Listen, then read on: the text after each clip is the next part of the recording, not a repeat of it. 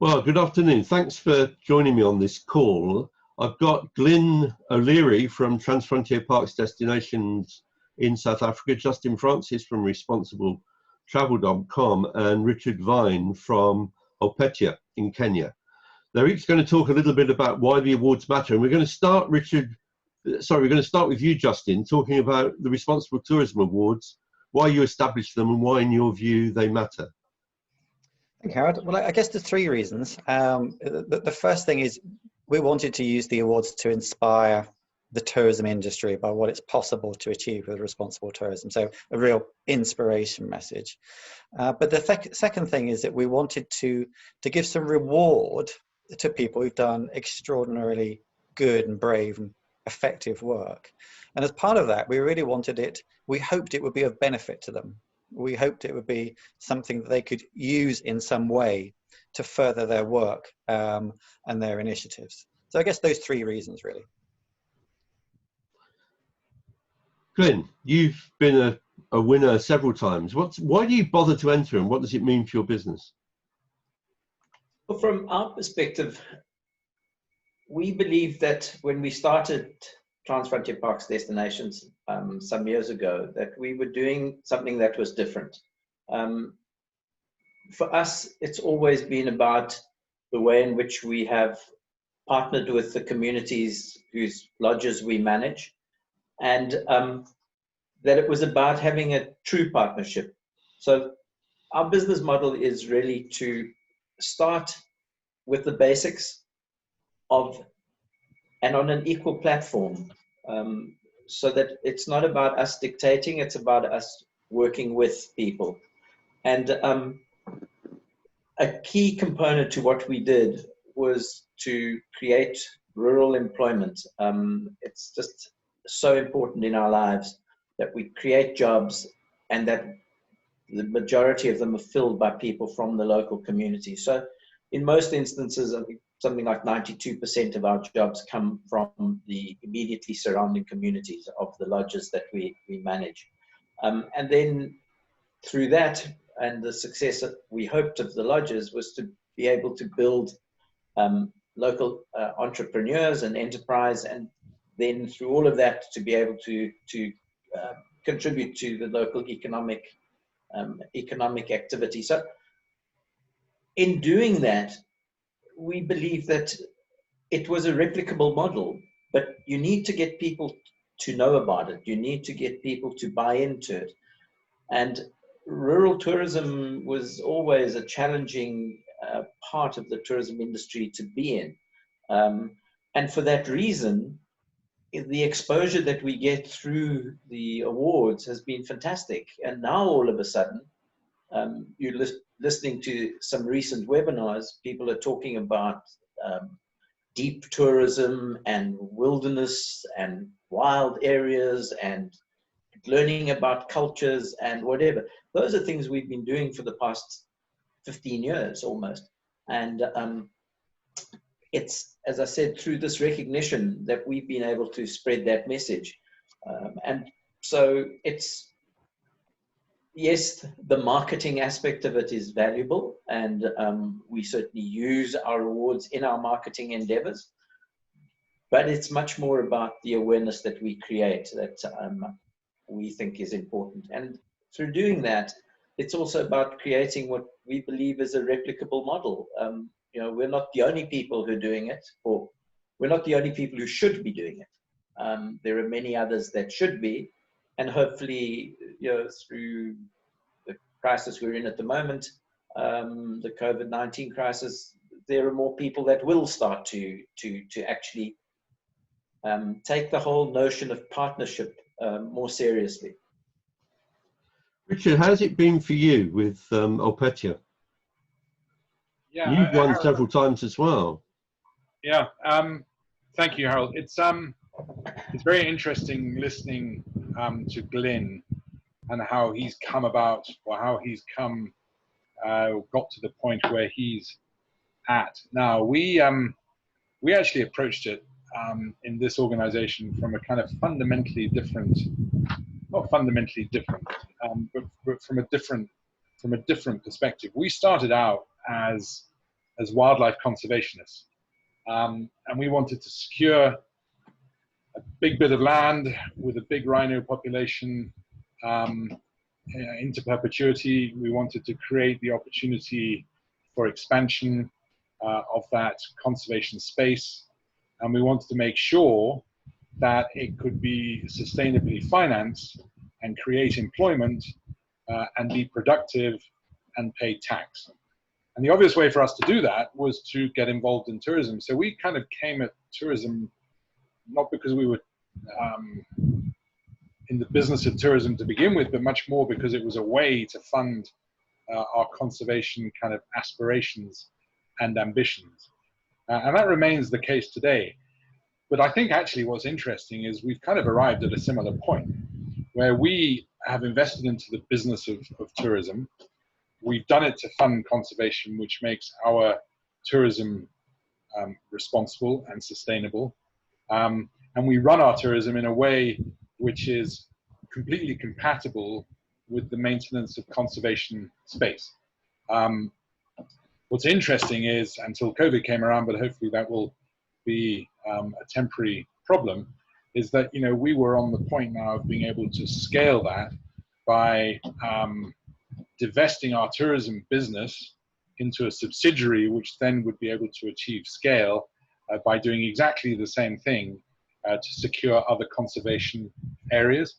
And I think it's a really interesting model whereby the commercial world can start to interface with the ambitions of people like me from a conservation perspective and actively support the securing of conservation space in a way that is productive and employs people. So touching on Glyn's point there, that for me is just fundamentally important.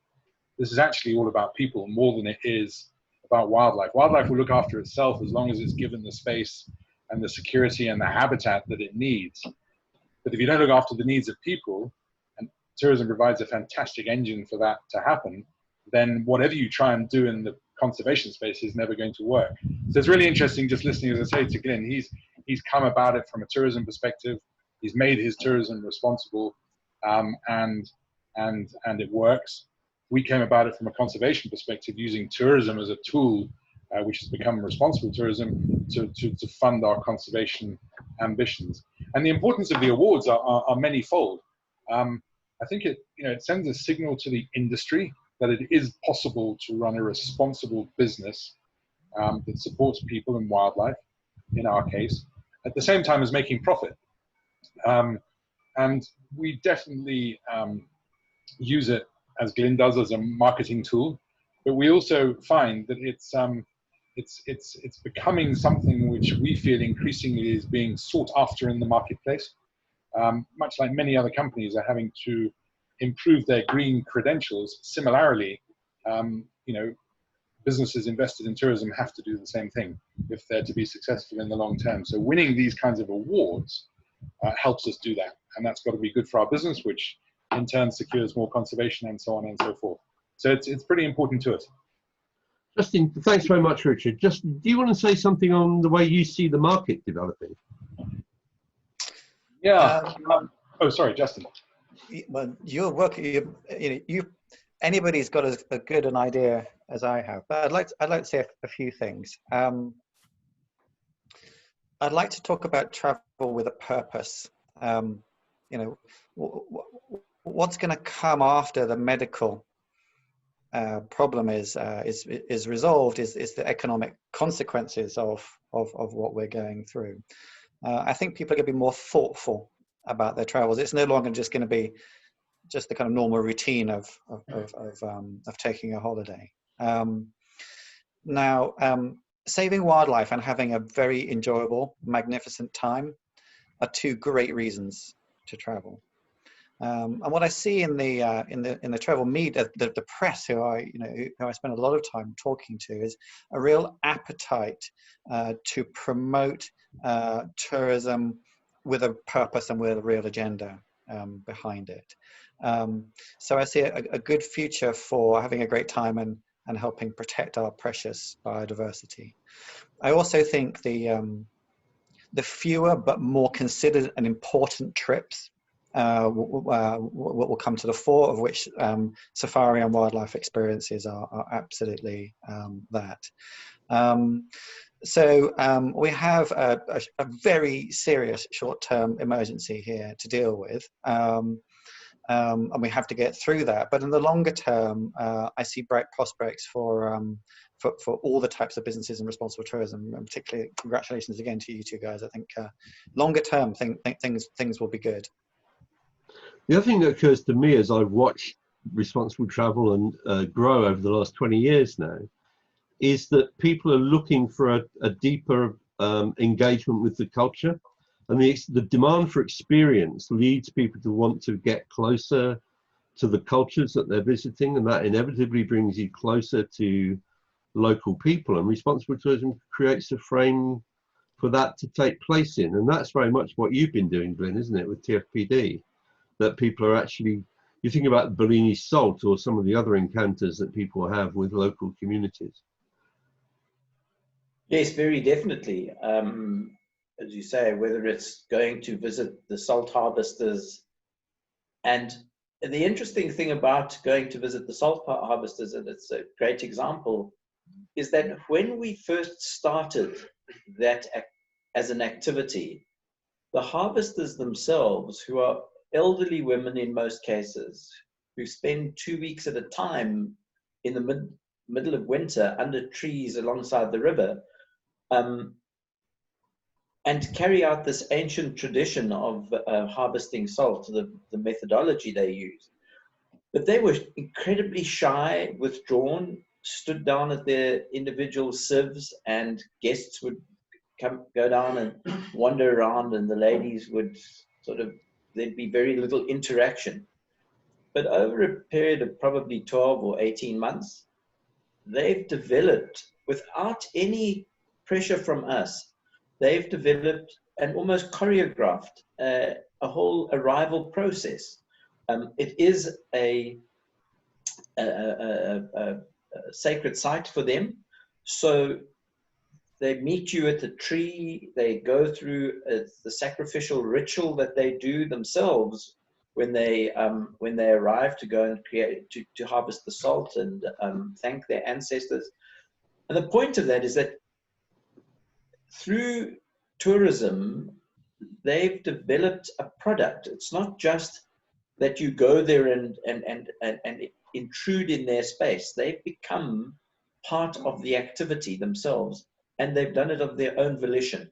And I think that, to me, is something that is so critically important. It's as at Klaus Lodge, where we occasionally have guests who will complain and say that they arrived there and didn't see the Bushmen wearing their traditional highs. And I explained that they're quite right to be disappointed, because I'm equally disappointed if I arrive in Amsterdam and don't see everybody wearing clogs. But the Bushmen have realized that this is an opportunity for them to generate additional revenue, and without any pressure from us to force them to wear their traditional clothing or whatever it is, they've developed their own way of interacting with guests, which has been to their benefit financially, as well as in terms of helping to keep their tradition alive, because that is one of the big and key concerns. Is many of these traditions are going to die because salt harvesting is not something that every young person that comes from the village of Shawela wants to go and do. Thanks very much. Thanks, guys. Thank you very much for giving us your time.